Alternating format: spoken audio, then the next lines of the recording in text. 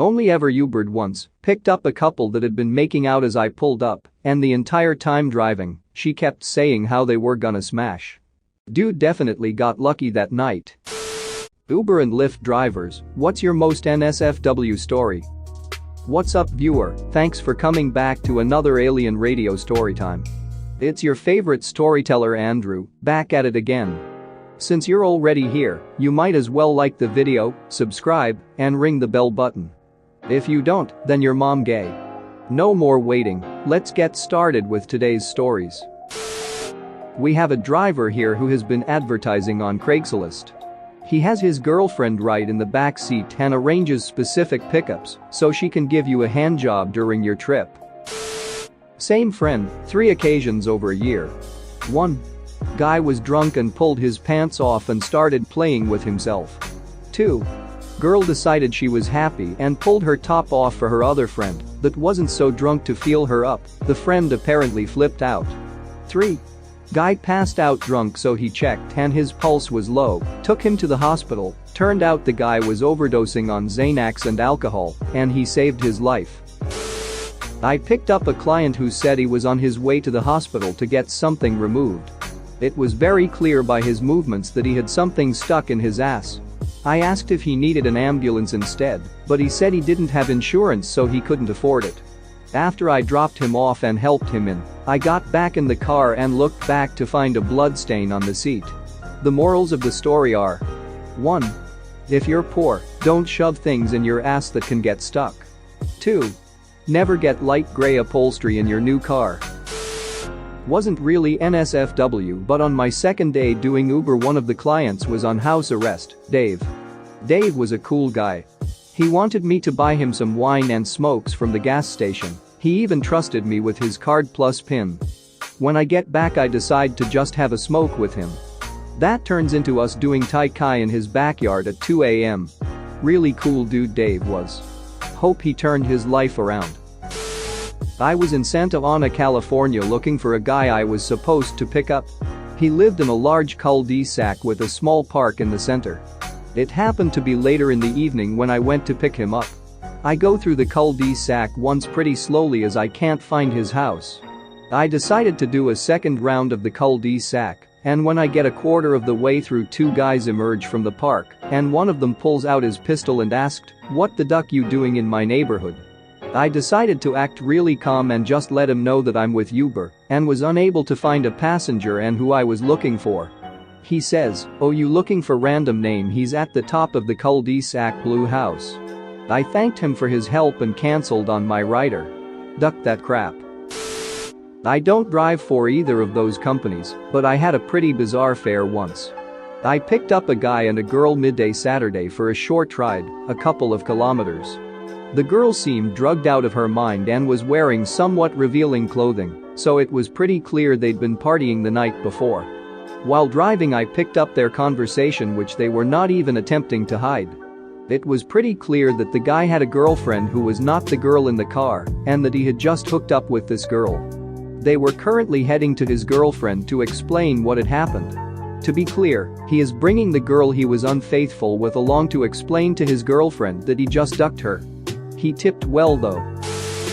My friend told me about a couple who got into his car. They were slightly drunk talking nonsense to each other, so he didn't pay much attention, just kept driving and occasionally checking on them through the rearview mirror. Eventually the girl got quiet, so he checked in the mirror and didn't see her, and my innocent friend thought she was asleep and even laughed about it with the guy. Well, not long after that he passed a speed bump and heard the guy saying, "Oh crap."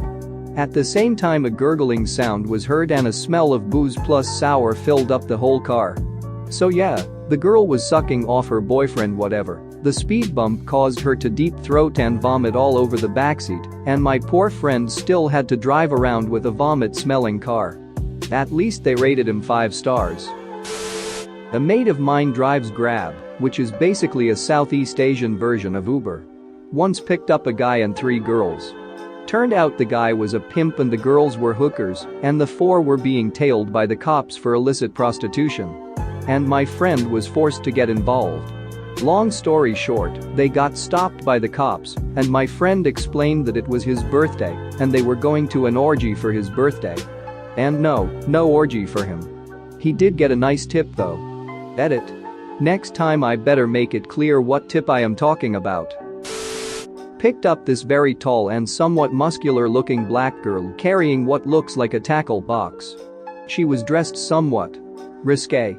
Gets in the car and I say hello, she responds with a pretty deep voice.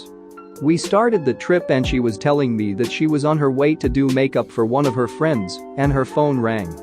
She answered the call and it started off pretty standard, I wasn't really paying attention. Suddenly I just hear, "Girl, what are you worried about? You have a great looking clit." Alright then. Where's this going? No, Derek is super sweet, it'll be fun, I promise.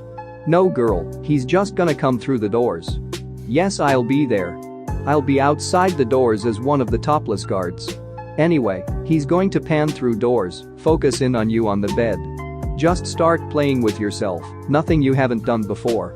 Yes, after a few minutes of doing that you call for the guards, and I come in and we duck. Yes, I brought the strap on, it's in the makeup box. And that's the story of the person planning their porno during an Uber ride. There's a photo of this on Reddit that I posted and deleted when it happened, but I can't find it right now. Not me, but a friend who also drives in my city picked up this drunk girl on her bachelorette at 8 p.m. on a Saturday night. She was going like 4 blocks but was so drunk she passed out the second she sat down. He pulls off and about 30 seconds later she craps in her sleep.